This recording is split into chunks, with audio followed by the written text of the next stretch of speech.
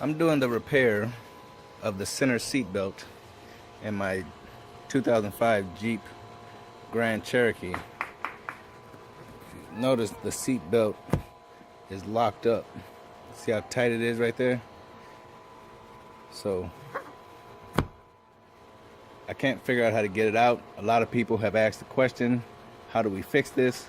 The seat belt itself, the mechanism is inside the chair. There's no way to get that out because it's in here. So that's the seat. The seat belt mechanism is down here, and you would have to cut this out. So what I'm gonna do is take the seat apart. I've already taken the bolts out. That's one bolt, and the other bolt is right there. So those bolts are not easy to take out. I had to use a 3/4 inch wrench with an 18mm socket. So I'll continue in a second. This is the Jeep with the bottom seat section removed. As you can see, the top section is still there. Just the bottom came out.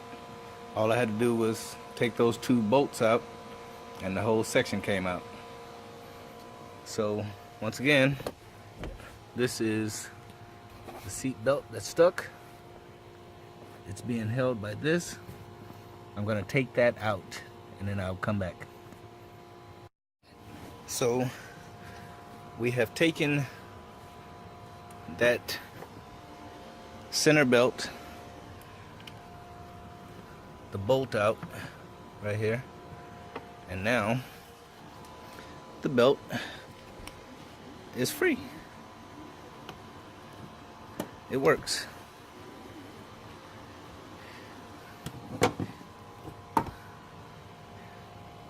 So I'm gonna put it back together, and hopefully it'll work from now on for a couple of months at least, or years.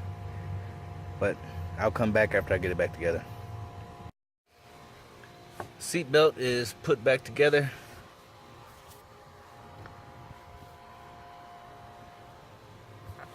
Bolts back in, and it works.